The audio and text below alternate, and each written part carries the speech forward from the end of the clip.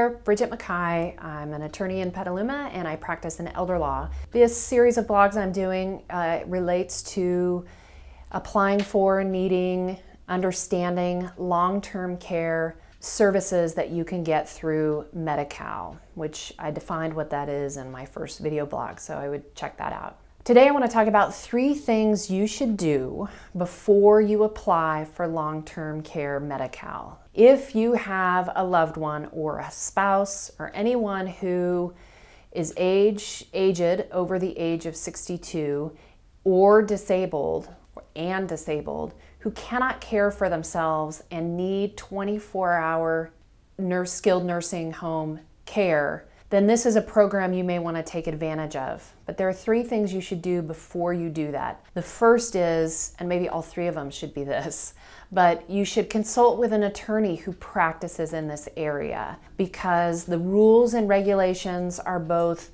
local, state, and federal, and they intertwine, and to a person who doesn't know anything about it, they're very confusing, and mistakes, as you'll see in my next blog, can be very costly. The second is, if you are applying and you think you meet all the criteria because you've done some research on the internet, you should have that application reviewed by someone who practices in this area.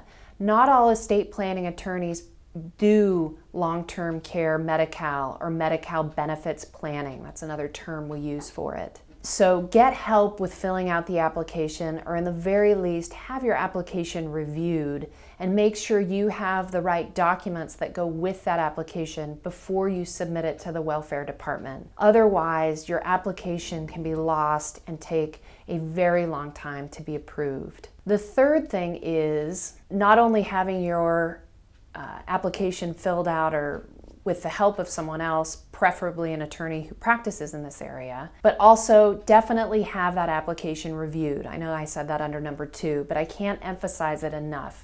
When you apply for this program, you need to do it correctly, and there are boxes to check and not check, and there is evidence that the welfare department will want to accompany that application. And if you don't understand the system, you can really get yourself or your loved one in trouble, and it could be very costly to them.